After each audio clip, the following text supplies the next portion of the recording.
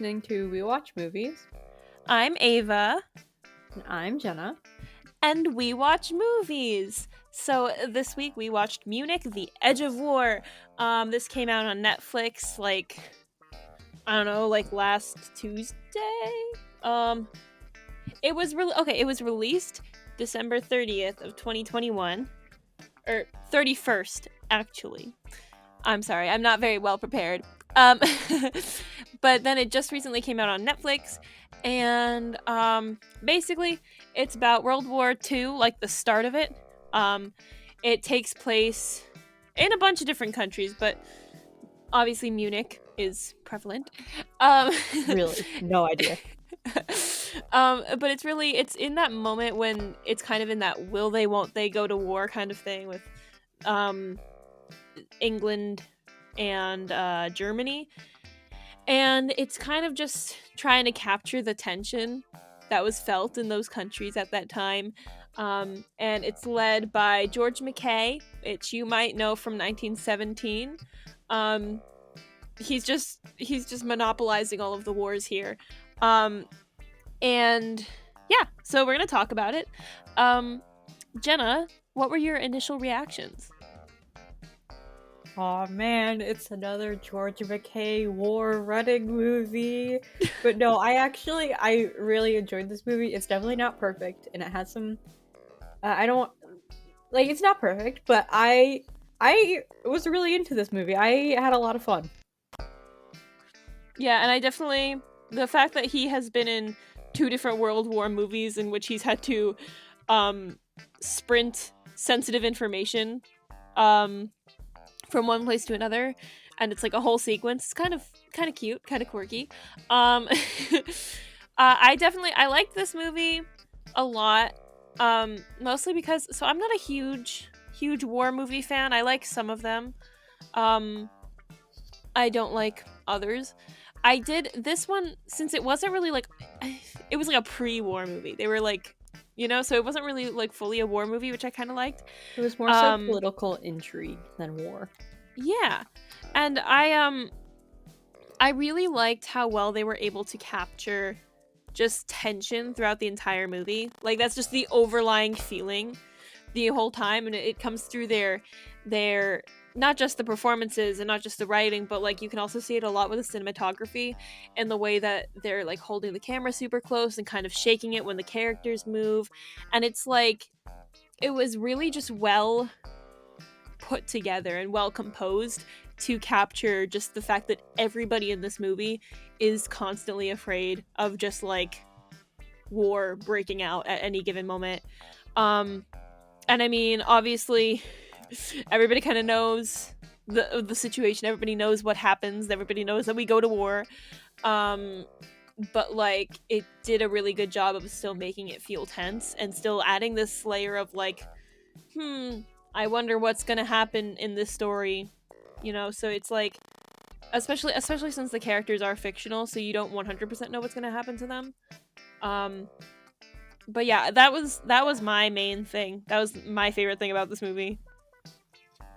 Yeah, I think they did a really good job with the tension, because I know at one point you said something along the lines of the suspense or something like that, and I was like, okay, but like, you do know how the story ends. But I think they do a good job of it, because you have this like big conflict brewing on the horizon, and we all know what happens. Like, we all know World War II happens. Like, no shocker there. We know how this movie's going to end. But at the same time, we have these 2 main characters that they're kind of proxies for the war itself, almost. I mean, not quite, but they're on 2 different sides of this conflict, and it's really interesting because you get so invested in these 2 characters that it becomes less about the overall like global conflict and just what's going to happen to these 2. So they do a really good job of like, obviously the political stuff is tense, but you know how it ends, so they put in another narrative that you don't know what's going to happen, and that's some good stuff right there.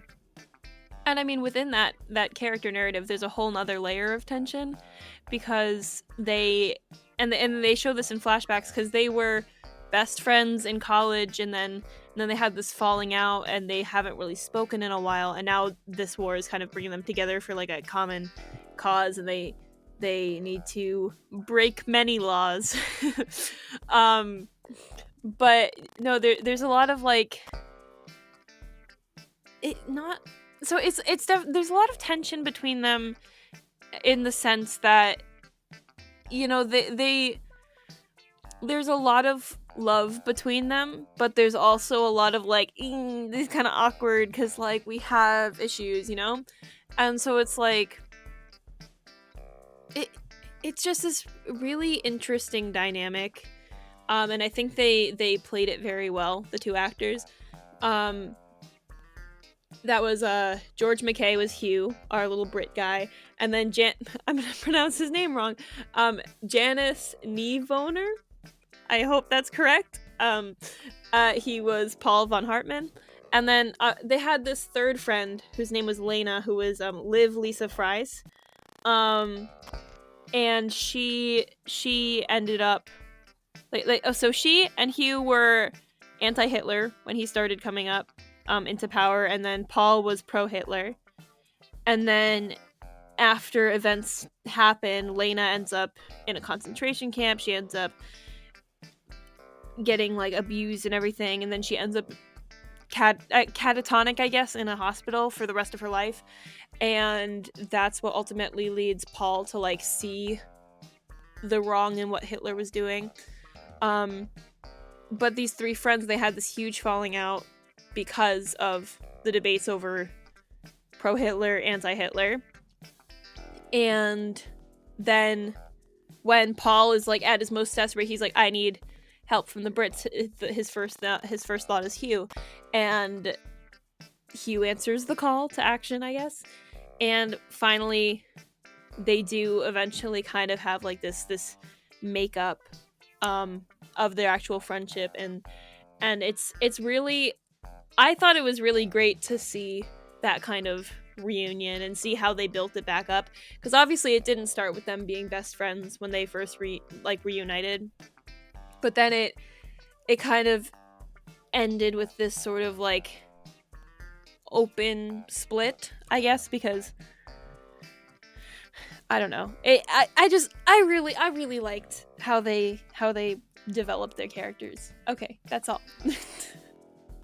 Yeah, and I really liked the development of their relationship throughout the film as well, because like they broke apart in like such like a horrible way. Like that's not how you want like a friendship with someone to end. So just there's so much tension between like, oh, what are they going to meet? We know they're going to meet, and then they do, and they slowly have to work together and understand the other more, that when they eventually have to part again, I don't want to say they're on better terms, but I think they understand one another better. And it's really like, first of all, the scene is done very well, and it's also just heartbreaking to watch because like this movie, like there's such a bleak backdrop to it, but by the end, like the idea of hope really starts to get compounded in different ways. And I think seeing the relationship like get on the road to mending, I wouldn't say that they were around each other long enough for their relationship to heal in a big way, but it's heartbreaking to see that like if they had more time, that if the world wasn't the way that it was in that moment, like would they have been able to like be friends again?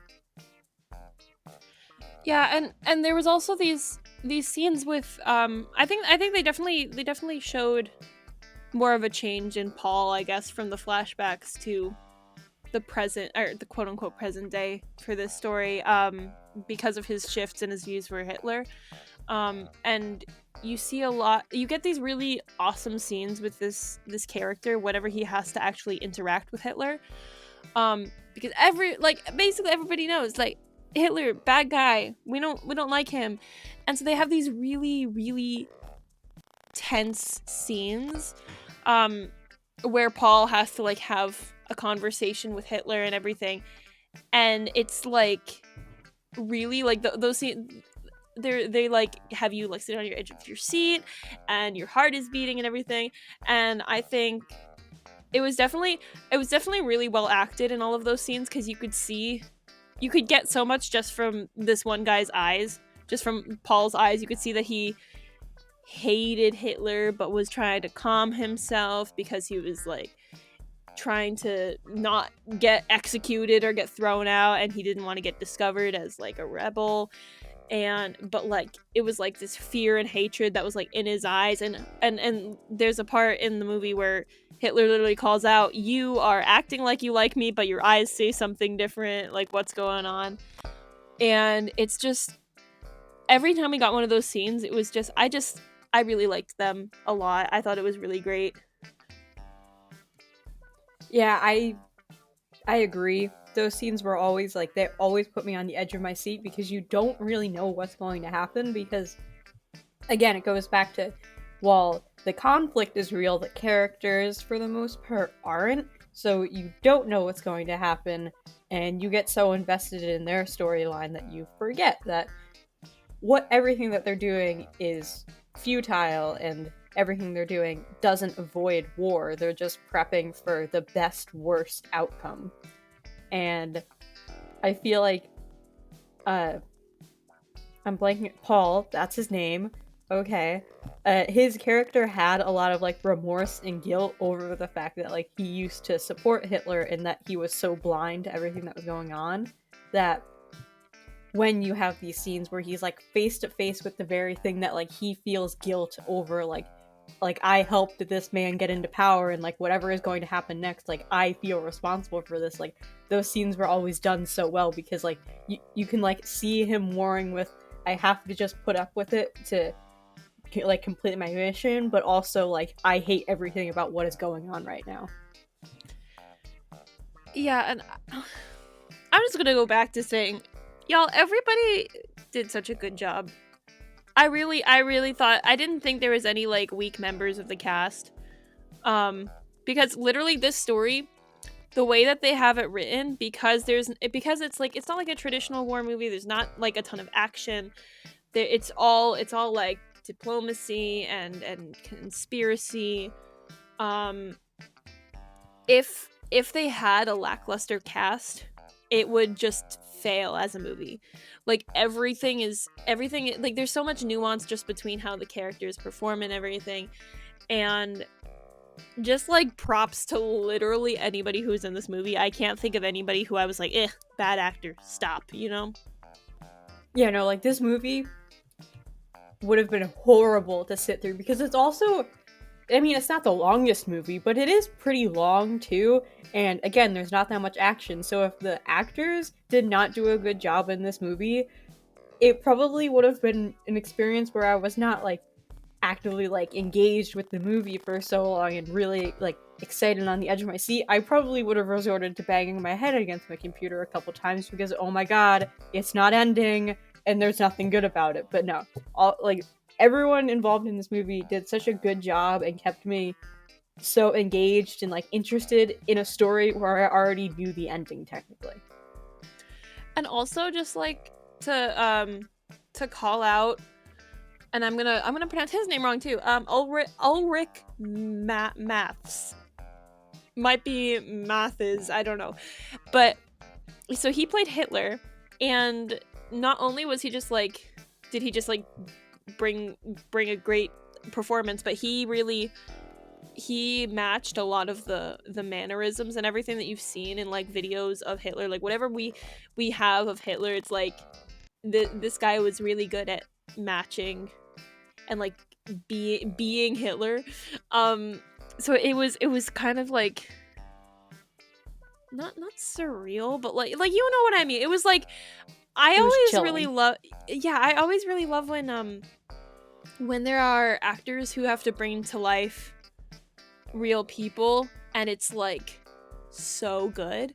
Like a similar effect is if anybody listening has watched American Horror Story Cult, Evan Peters, fantastic job throughout the whole season, but he does get to play like a lot of old cult leaders in like flashback type scenarios, and like he plays like Manson and a bunch of people whose names are slipping my mind right now, but like I remember an interview with him where he was talking about how he had to study their mannerisms and the way that they spoke, and it's so crazy how they came to life on the screen in the way that they did with his performance. And that's kind of the same situation with Hitler in this movie. It's really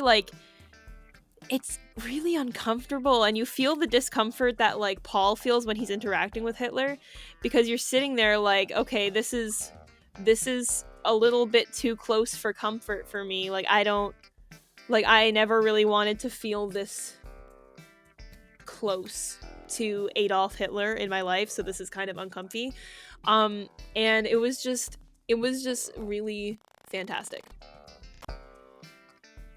Horrible, but fantastic. Oh yeah. And I mean, obviously to have really great performances you need to have pretty great writing. I really liked the story.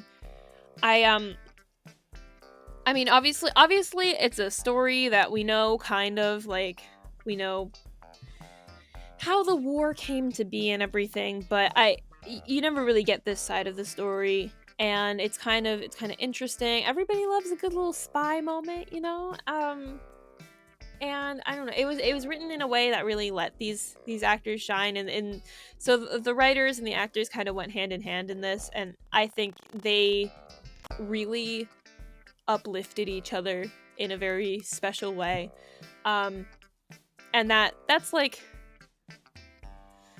what is that? That's like the synergy, I guess, that really brought this movie to life. Because, like I said, I'm not a huge fan of war movies, but I was able to get behind this one. That's kind of the same situation with 1917. Or maybe it's just George McKay. Maybe he just makes war movies just better. I don't know. Yeah, and this was a really interesting choice, I feel like, for like choice and time period for a movie, especially technically like a war movie, because ultimately like everything the characters do fails because they still go to war. And I know we talked about this in our Western class. I forget what they call the talks between Chamberlain and Hitler and other members of European nations. Was it like appeasement? Do you remember by any chance? No, I don't. They called it something. It starts with an A. I'm gonna look it up. But anyway, while I'm doing that, at first I was like, this is really interesting because I know it doesn't work. So, yeah, it was appeasement, I think. But the more I was watching it, the more it like made sense that they were talking about it. And I mean, you know, there's also a real world connection going on right now between some countries in Europe and also the United States that has made this interesting to think about for a good long while. But also just the fact that at its core you have like a story of you can't, like, they've gone too far in their actions to prevent the bad thing, and you have to take the action that comes. But now we're throwing all of our hopes at like the next best thing. Like, we can't prevent war, but how can we at least have a chance to win the war now? And I thought that was really interesting because this movie tries to end on an optimistic note, but like you know there's going to be war. So I don't know, I found it really interesting and intriguing, like some of the thematic material they had in this movie anyway. And on the note of the optimistic note that Jenna says it ends on, in case you do what Jenna did and like research the book and the people that the characters are based off of, I just wanted to let you know that Paul doesn't die. He does not get executed. That is fake news. He's fine. He lived a long life, and he gets smuggled into England. It's fine. That's what I choose to believe. Yeah, no, we have decided that any sources that say that the character, or that the person that Paul's character is based off of, any sources that say that he dies, fake news. incorrect. Yeah, no, he lived a long and happy life. How old? Wait, so are people from like World War II like still alive right now? Is that like Not many. I mean, like, I'm assuming you mean like young adults and not like children. yeah? There's not many. Well, many. Paul is one of them. Okay, he's like still alive. Paul, if you're listening. Wait a minute now.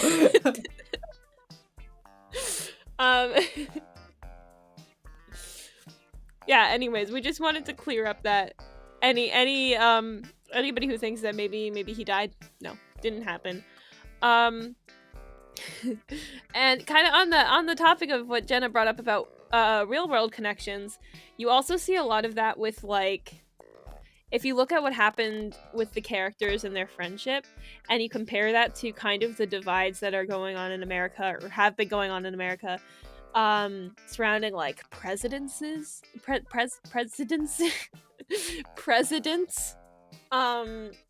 is the plural of president, if you weren't You can do it. sure. Take your time.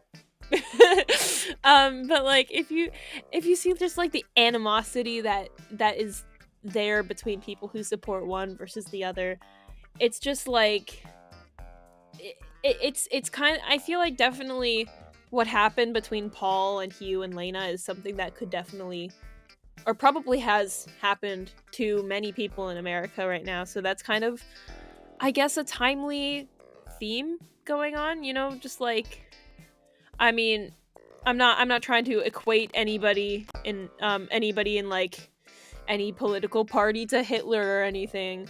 But there is just a lot of I don't know, polarity, I guess, in terms of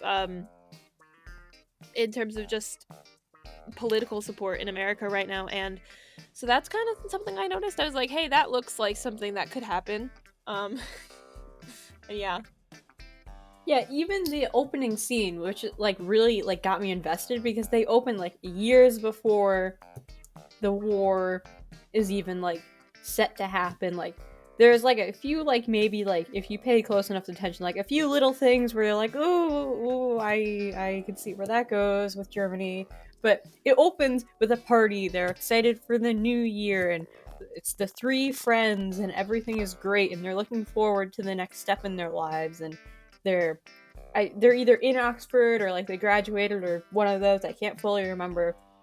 But even then, like, we've been like in a pandemic for the past like 2-ish years, and so that's 2 New Year's Eves we've had where both times people have been cautiously optimistic that things will be better, even though things maybe are not quite very good in the moment that you're in. So even then, there, like, that's why I said that there was some interesting thematic material in this movie, because, well, you might be asking, like, why do we need a movie about appeasement? Like, what is the point of this? Do we need another World War II movie, especially one that has such a futile ending? But there's a lot of parallels you can make between events in this movie and things we're seeing now. So even though some of the things we're seeing now were not happening when they started this movie, it's kind of interesting how these things come around. And I mean, like, if we're being honest, is this something that we're 100% not gonna see in our lifetimes? I don't know. So, like, I don't know. I mean, there's, like, history repeats itself. There's, like, this kind of pre-war tension happens before, like, any war. It's probably something that was very present during the Cold War that people were feeling. So it's, like, I'm just very impressed as to how they were able to capture that feeling so well in film. And, like, for people who weren't there, it's really interesting to kind of get that vibe, because we've obviously never had that. We've never, like, lived in a time where, like, war, like a world war is about to break out at the drop of a hat. And so it's kind of I just think it was really effective. And I don't necessarily think that every movie needs to have like a super happy ending or a super like definitive ending. I mean, obviously this one has a definitive ending through history.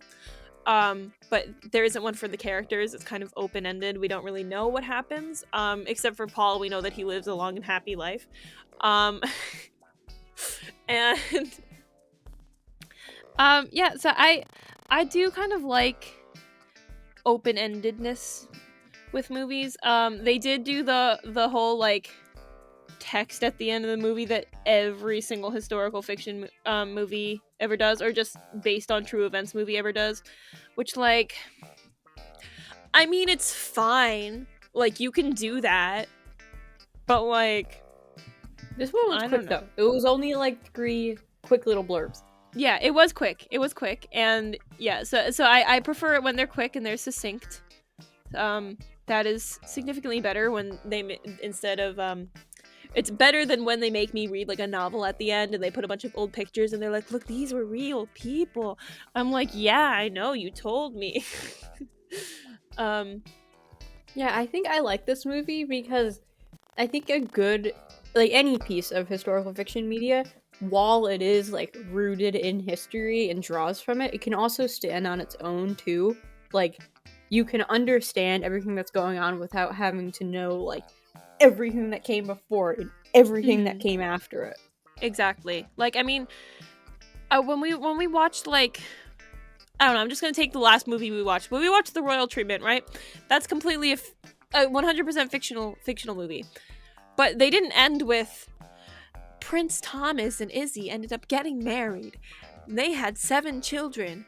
Their children all went on to be neuroscientists. I don't know. They didn't have like text at the end like that.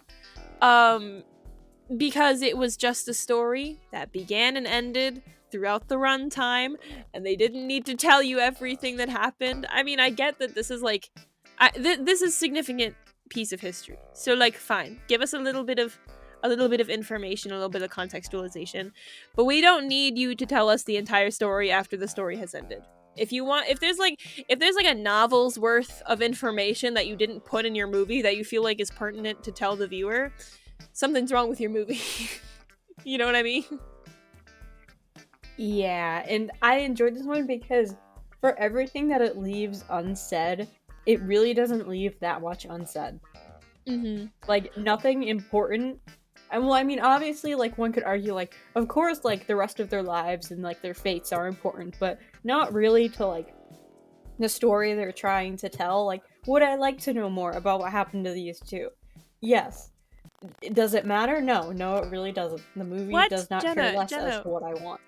We know what happens to Paul. Oh yes, I forgot. And it matters to me.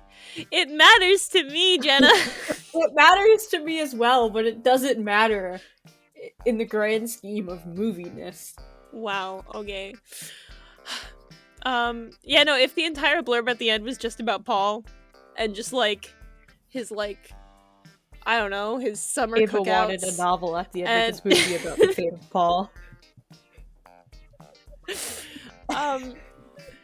Well, I don't know. I would not be complaining. I mean, I wouldn't be either. Let's be honest here.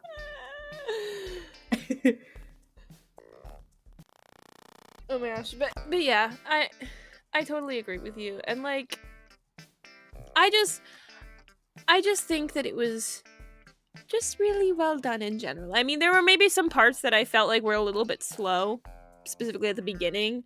Like, it took a little bit to like really get me like invested. Yeah. But when I was invested, I was like, yeah, let's go. Delay this war. I don't know. I was also rooting half the time that they were not going to kill Paul because I was so certain that he was going to get killed before the end of the runtime, but he didn't, and he lived a long and happy life. So that's good.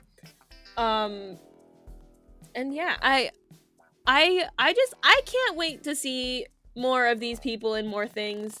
Cause like we said for like the whole beginning of this podcast, they're all fantastic, and I mean, George McKay I thought that he like deserved an Oscar for 1917. I was really like really impressed by that performance.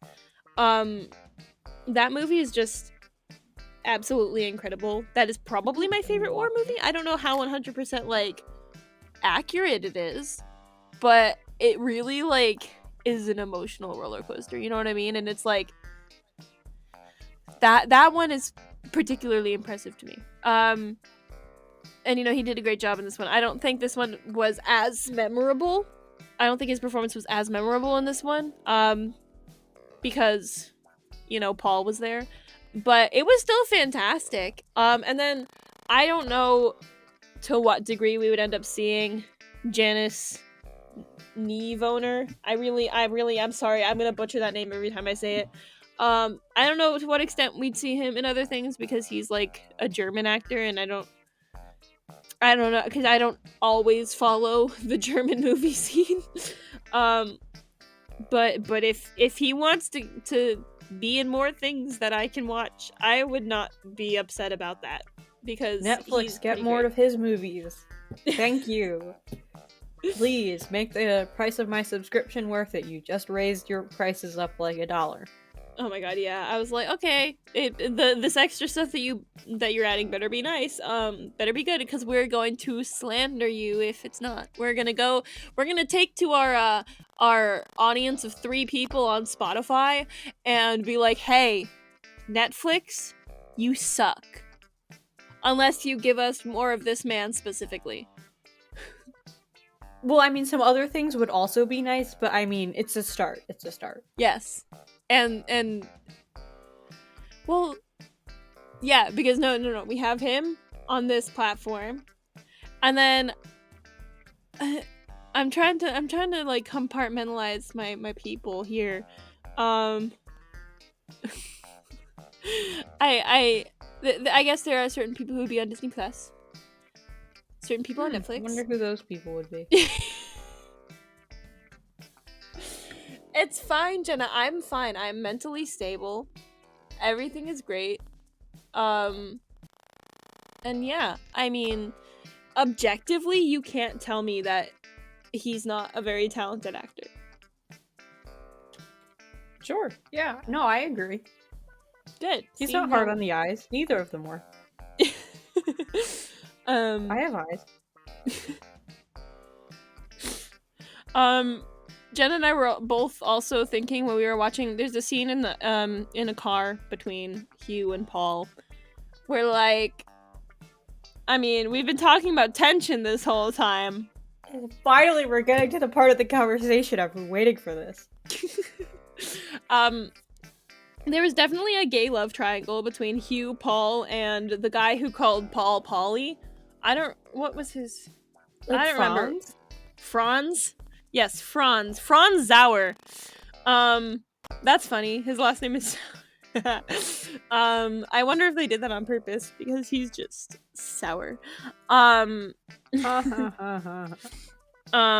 yeah, no, he was definitely jealous of Hugh because he was getting all of Paul's attention, and they were both definitely gay for Paul, and I don't blame them.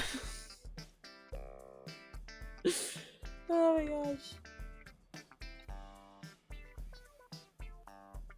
But yeah, no, okay, so if we open this can of worms, we gotta see it through. Yes, so we I'm do. not gonna lie, I was picking up on something a little not straight in the first scene. So I was a little critical of this movie after that, and no, I'm not weird. It had some energy going on, so don't you dare judge me. But yeah, there was something a little rainbow flavor going on here pretty much the whole time. So I think that's like a small little fraction of why I enjoyed this movie so much, because it was just nice to be like, I know they're not going to, but like, you could kiss, like, you could do this. In theory, this could happen. And I mean, like, they shared a cigarette, so I mean, I guess they did at that point. Like, I mean, is the thing you're watching straight if they share a cigarette? Probably not at that point. I think that's a good litmus test. But yeah, then there was the car scene. Like, there were 2 breakup coded scenes in this movie. Okay? And yeah. they probably made out at Oxford. Those are my jokes. There you go. Just to clarify for anybody who hasn't seen this movie yet, which I don't know why you're listening to this entire podcast full of spoilers if you haven't seen the movie yet. But if you haven't, sharing a cigarette is not a euphemism in this case. I'm sure Wait, Jenna wishes that's a it was. euphemism? No, but it sounds like one when you're like, they shared a cigarette. And we all know what they shared a cigarette means. No, it means they literally shared a cigarette. However, that tends to be homoerotic in most senses. In media where you're trying to convey something, but you're not explicitly showing it. And then there were a couple of other people in this movie that I recognized. I recognized the girl who played Joan, which was like, she was that girl who saved the paper from getting found. She was played by Anjali Mohindra. I hope that's I'm gonna just blanket apology for every time I mispronounce somebody's name. But she was in Bodyguard, which I have watched like 2-3 times now on Netflix. It's very good. That's Richard Madden's British politics and terrorism limited series. It's very, if you like political tension like this movie, you'll probably like that. It's just more modern times. And she was in that, so I was like, oh my god, I totally recognize her. And then there was another woman in this that I recognized but cannot for the life of me figure out where. She played Frau Winter, Helen Winter. Her name is Sandra Hüller.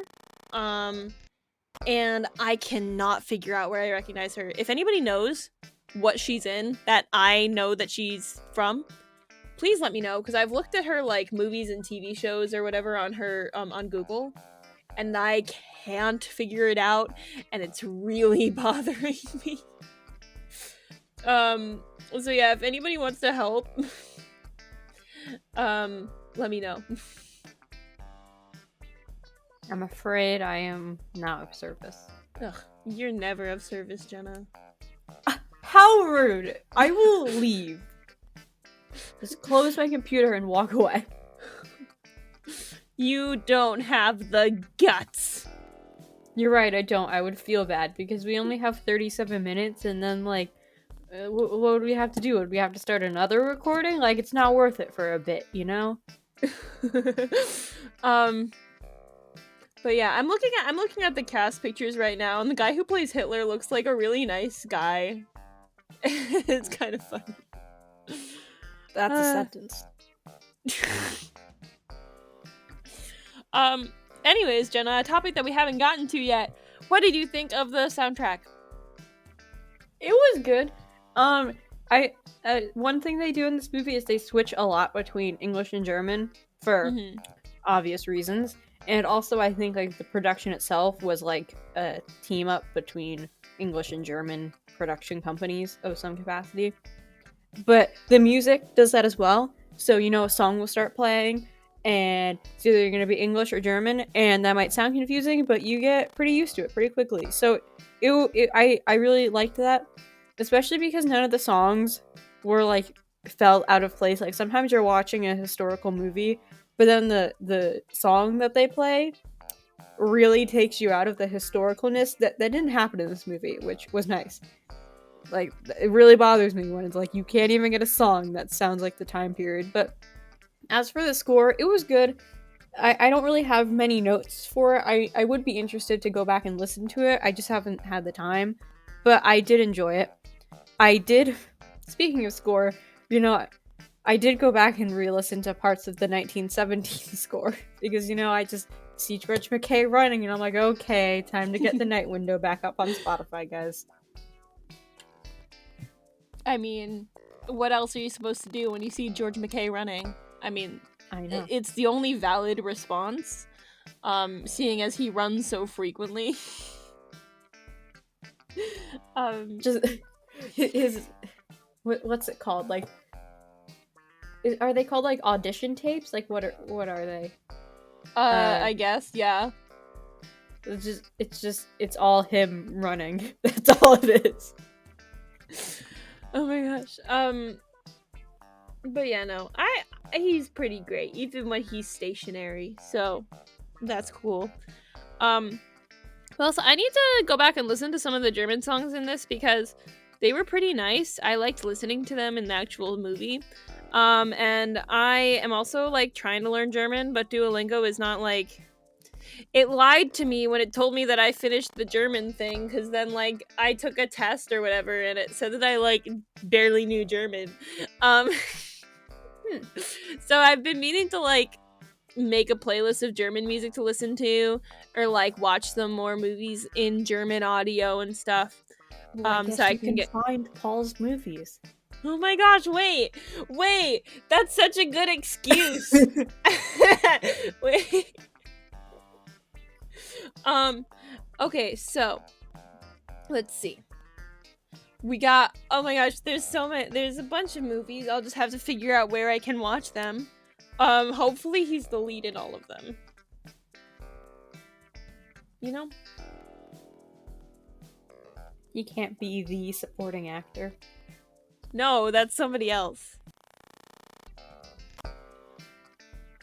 I got a little distracted earlier, I will admit that, by BAFTAs. Because I've been, okay, well, firstly, I was distracted by Oscar nominations, which are coming out next week, and I've been distracted by Oscars for a long time that I didn't completely ignore, but, like, I didn't know when any of the other nominations were coming out until, like, they already came out. And then today, I saw that the BAFTAs came out, and that finally one of these big awards things is saying, hey guys, maybe Mike Feist deserves recognition for his role in West Side Story as an incredibly awesome supporting actor. And so I got a little excited because I was like, finally, maybe the Brits are just better than us. Maybe they're just capable of recognizing talent where Americans are not. But no, the BAFTAs were kind of like, there were some surprises that people have been talking about. There were some differences from other big awards things, I guess, that have been recognizing like different people, more like expected people. And I hope that, like, I don't know, I just think it was pretty awesome. Yeah. Woo, woo, woo, woo, woo. I didn't have time to look at the BAFTAs after you talked about them earlier, so I will look at them later. Do you want to? I can read the nominations. I mean, I'll pull them up if you want to do this. I'll do it. Okay, wait. I'm not gonna know everyone. Like 9 hours to go, or 9 hours to go. 9 hours ago. Okay, so Best Picture was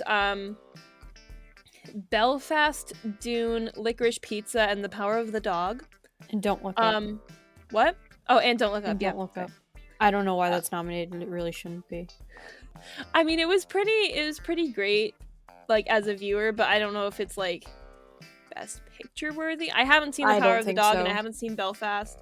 Power of the Dog and Belfast are both pretty good. I don't know which one I like better because they're two completely different movies. I don't know. I go back and forth. I like them for different things. I did see Licorice Pizza, which I really liked the aesthetic of it, but also like the main plot theme is like statutory rape, but it's glamorized, which is kind of weird.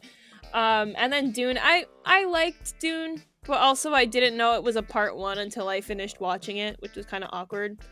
Yeah, I feel like Dune part 2 will be like really something special, assuming like they keep up like the momentum that they have with the first one. But I mean, don't get me wrong, Dune part 1 was very good.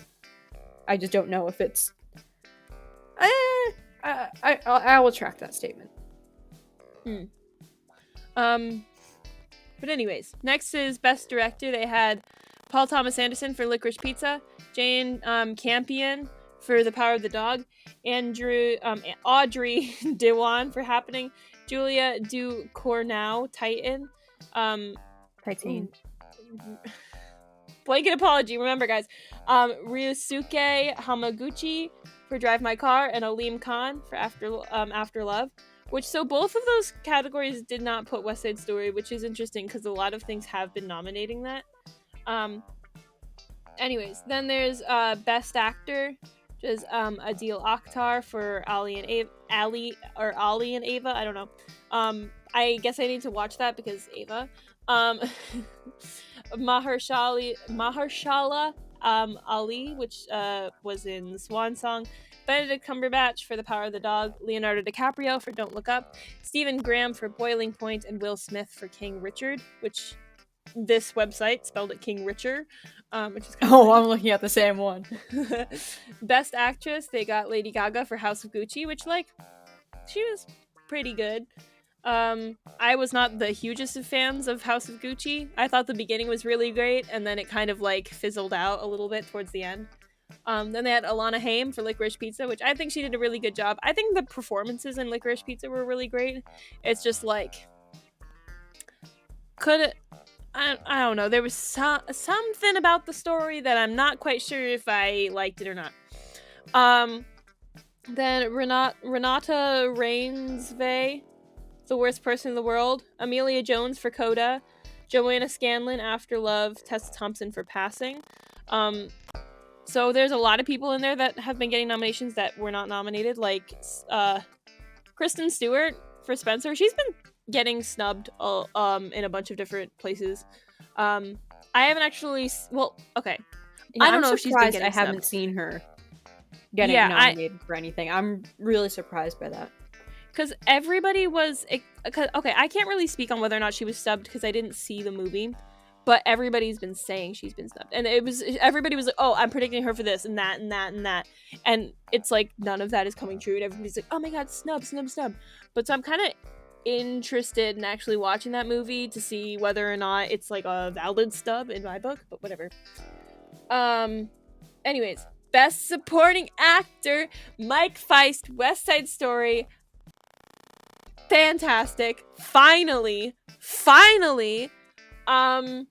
I was very annoyed that people were talking about putting, what's his face, like Bradley Cooper in, like, these nominations. They were all, oh my god, could Bradley Cooper win Best Supporting Actor?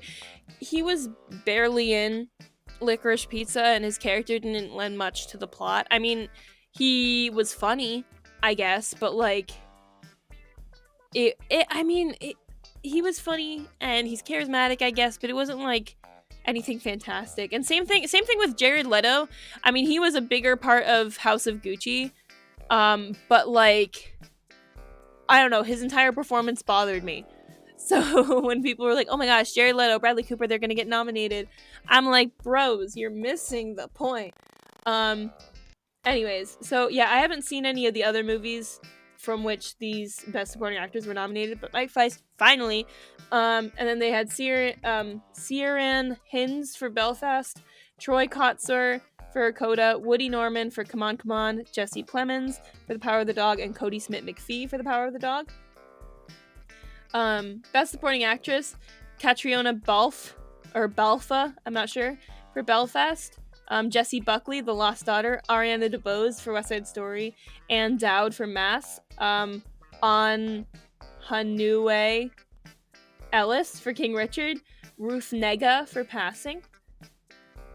Best Original Screenplay, Being the Ricardos, Belfast, Don't Look Up, King Richard, Licorice Pizza. Best Adapted Screenplay, Coda, Drive My Car, Dune, The Lost Daughter, The Power of the Dog. There's a lot of sections. Should I keep reading them or no? Let's just do the ones that we care about the most. Okay, what else do we care about? I mean, I care about score. Okay, where's score? Score. Best Original Score, Being the Ricardos, Don't Look Up, Dune, The French Dispatch, and The Power of the Dog. You see, Dune, I'm not surprised it's on there. It's been nominated, like, every time. Like, I don't know, like, I should probably give the soundtrack another chance. It works just fine in the movie, But I tried listening to it outside of the movie, and I don't know. It was okay. I mean, I don't know. I think it's getting nominated because it's Hans Zimmer. French Dispatch, haven't seen it, so I haven't listened to the score. It's probably very good though because I think Alexandre Desplat did it. So yeah, obviously it's good. Power of the Dog. I'm blanking on who did it. But it was good. I haven't listened to it outside of the movie yet. It's on my list too, but it was definitely good. Having seen that movie, don't look up. I'm really going to have to listen to the score for this one because it keeps popping up, and I just googled who did it, and he's been nominated before, so I guess I'm going to have to revisit that. And I don't know who did Being the Ricardos. I didn't watch it because I don't have Amazon Prime. Who did it? Wikipedia.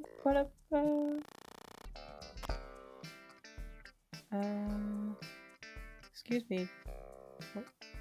Oh, Daniel Pemberton did it? Oh, so it's probably a bop if he did it. So, yeah. Should probably listen to that at some point. It's probably a bop if he did it. Okay, he's the guy who did Spider-Man Into the Spider-Verse, Ava, and Trial of the Chicago 7, and Enola Holmes, and Birds of Prey. Okay. And there are a few other ones that I've heard, but those are all the movies that I've seen. That is fair. There you go. Okay, were there any other sections that we feel are super important? Animated feature? Okay, yes. My thing is refreshing for some reason, so give me a minute. Do you want me to read them? Oh yeah, you can! You're capable of reading things. So, best animated feature. There were 4 here. Encanto, Flea, Luca, and The Mitchells vs. the Machines. Shamefully, I have not seen Encanto because my Disney Plus still refuses to take my money. It's fine. I'm very upset about this. Mm-hmm. But I'm sure it's amazing. Okay. I still liked, what is it? I liked Luca more. I'm sorry. I did. Don't hurt me, internet. I know that we don't talk about Bruno and stuff, but I liked Luca a lot more than Encanto. It made me feel more things than Encanto did. Encanto was fun though, but like, Luca though, you know? Yeah, I mean, I really enjoyed Luca as well, and it makes me really happy to see The Mitchells vs. the Machines on here. That was a very good movie that I don't think a lot of people watched, but it's on Netflix, so you should watch it. It's really great. The animation makes me really happy, and the story itself is also just very good. Like, I had so much fun watching this. Wait a minute, I think I made a video about it. But anyway, you should watch it. Wait, have you watched it, Ava? No. Ava. What? I would recommend watching it. What is it on? Netflix. Oh. Okay. And I think I have Flea in my I think I have it in my reading list as a reminder to try and find it, but it sounded really good. If I'm thinking of the right movie, it sounded very good. But I don't know where I can watch it. Yeah, it's not like on anything. You know who else got snubbed? I'm sorry, just random thing, but you know who else got, well, not, I don't necessarily 100% know if I think it is a snub. Olivia Colman didn't get nominated for a BAFTA, which I was expecting her to. But anyways, I'm sorry, I just saw a thing. But Olivia Colman from what? Which movie? Lost Daughter. Oh, sorry. I knew I recognized the name. I just couldn't think of who it was. Yeah. Which, I mean, her performance is probably the best thing about that movie. But yeah, we can go back to discussing the Mitchells versus the Machines? No, I was done. That was my rant. Okay. Anyways, that's our overview of the BAFTAs as far as we can speak on them. And that's our also the. I don't really know if I have anything else to say about Munich except probably go watch it if you like that kind of thing. Like if tense war movies and stuff are your jam, it's definitely something to look for on the Netflix shelves, if you will. Anyways, yeah, so if you liked this episode, definitely follow us. If you're on YouTube, subscribe, leave a comment, leave a like. It really helps out the channel. Also, if you subscribe, you will not miss our next week's episode and the episode after that, etc., etc. We do this every Friday. If you are not on YouTube, hello. You can probably follow us on whatever platform you're on. If you like YouTube and you're not there yet, you can go check us out, because also our YouTube description has all of our social medias if you want to follow us on Instagram, Twitter, or TikTok. And yeah, so that's all we have this week, guys. Thank you so much for listening. We love and appreciate all of you. And yeah, Jenna, anything to add? The title of this movie kind of bothers me. Like, I feel like calling it Munich-The Edge of War, it's kind of ineffective. I feel like it would have been better if they just went with Munich or just The Edge of War. Personally, I lean more towards The Edge of War. Leave a comment down below if you are on a platform that you can comment on if you agree, because this bothered me. I'm bothered by the fact that this title has a dash in it, and our YouTube titles also have a dash in it. So it's gonna be Munich - The Edge of War - We Watch Movies, and it's so confusing for everybody. Movie titles should just use colons. Okay, bye.